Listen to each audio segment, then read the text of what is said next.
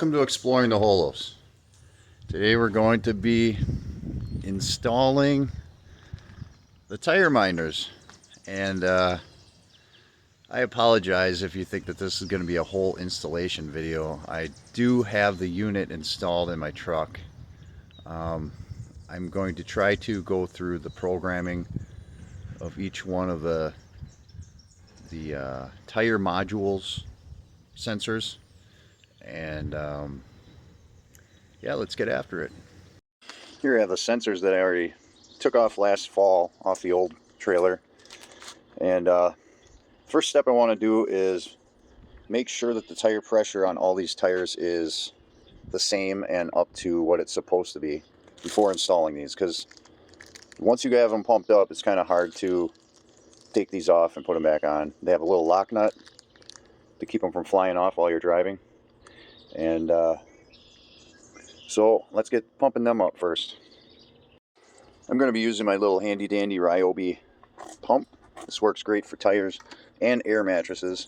I've had this for years. I think it was only like 50 bucks if you have the batteries, the 18 volt Ryobi batteries.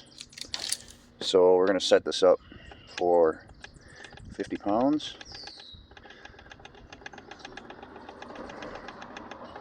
Wow. If you have a tire that's more than 50 pounds, this does not work very well. Shit. Excuse my language. Yeah, let's go 51 pounds.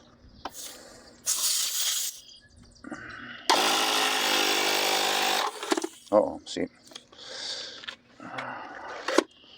I'll get back to you. Alright, I did get the pump to work. I think it is getting a little old. Might be time to replace it. It has a difficulty figuring out what the pressure is at first, so it kind of jumps all over the place. But oh, I need my sensors. I'm gonna make this tire number 1. They're labeled 1 through 4. This is going to be 1, 2. The other front is going to be 3, and then 4. Okay, so you want to take the lock nut. Lock nut goes on first. Let me switch hands here. I'm right-handed.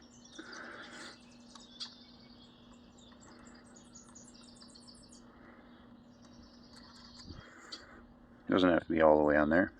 Make sure you got the right number. Number 1.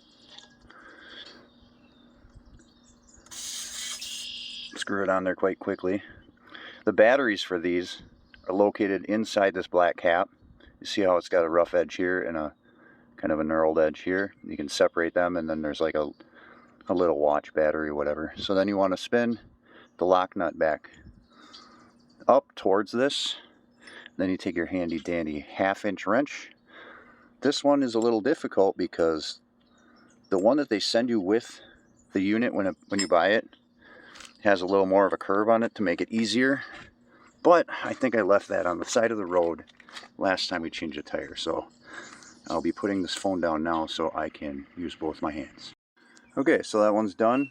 You don't have to go extra super hard on tightening that lock nut, just so it's snug and it's not going to fly off when you're driving, because these are like 30 bucks a piece, I want to say, something like that. I'm not going to film doing all these tires. I'll just come back and get to the programming part. Okay, so the tires are all pumped up, the sensors are put on. One thing I did learn, because what I do is I put the sensor on and then I go check the readout within the truck on the windshield and find out what the pressure says. Well, this one came up where I thought it would. Even though I pumped it up, according to my pump, to 51.5 pounds, it says on the tire minder it's 48. That's not really a big deal. It all goes by what you set your minimum tolerance to be, and I believe I have it at 40 pounds.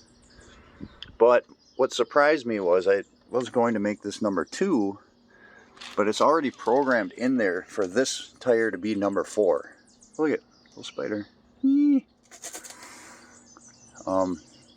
Yeah, yeah, so I had to make this number 4 because when I put the number 2, this pressure was reading out on the other side of the monitor up there. So these are all set to go. Like I said, it's not easy to get that wrench in there. I'm gonna look into possibly getting a replacement wrench that came with it, which made it a lot easier. If you could not lose that, that'd be a great thing. I do need to clean all this up yet. Alright, so right in here, they all read, I don't know if you can see that. It's not very bright because this is only running off solar. It has like a little watch battery inside, but it was the cheapest one, and I don't want to have any more wires running all over the place, because when I get my GPS unit put up here, and I used to have a dash cam, and it really was a hassle. So I think that's it. What you do is when you push this button, you hold it down, then you set what your tires are supposed to be at for each one, and then you hold it down and it tells you what they're actually at. The outside here will tell you the temperature, but you know, with these things, with my truck or any other tire pressure monitoring system, you have to drive, you have to drive a little bit to get them accurate. I don't think they read accurately just sitting here. Alright, one other thing I forgot. When you do get a tire minder system, they give you this repeater box, and this is to gather up the truck's over here. It gathers up the signals from all the sensors and sends it on up to the receiver in the truck. So this needs to be wired to your battery. They don't really give you very big screw holes, and I think my other one broke off, so this is a very light box, so I just attached it. It's not very well attached. I think I'm going to put another one of them on there. I did not want to screw it into this. This is a very thick frame, and yeah, it just wasn't worth it to me, so I'll get another one of these on here. I don't think it's really going to go anywhere, but yeah, you do have to put that on there. So according to the specs, this trailer is like 11.3 or 11.6. I don't know if I trust that, because that's about what our Jayco was, and it was way lower. I don't know if they're measuring from the bottom of the trailer up, but I need to have a measurement from the top of the air conditioner down to the ground. So I'm going to get up there and do that right now. Yeah, I think maybe it's 11.6, but we're going to say it's 11.8 just to be safe. I was really surprised.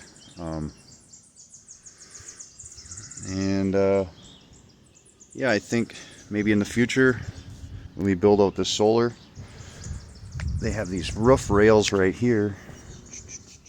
I don't know if you can see that. I don't know if you want to put a kayak rack or whatever. That's going to be 2 more solar panels, I think. Actually, I could measure for that right now.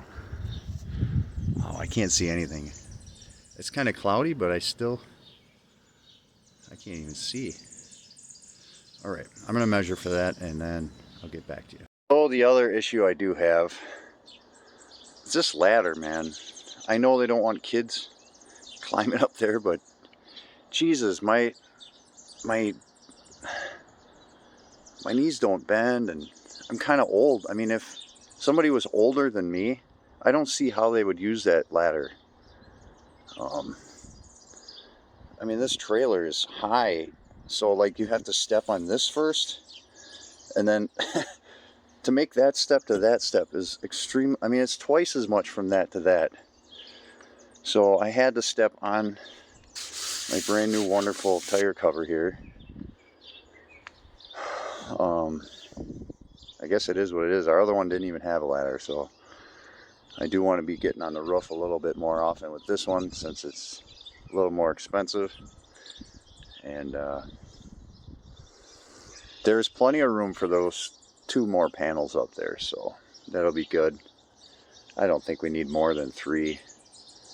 So that's it for this one, guys. Anything else I do with this No Boundaries 20.4, I will be uploading it, and I think we got 2, maybe 3 weeks. I don't know, I lose track of the day. First week of June we'll be going up, taking our first trip, so I will share that all with you and let you know how everything goes.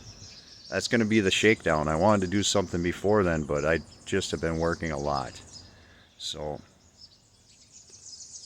ad astra, guys. See you next time.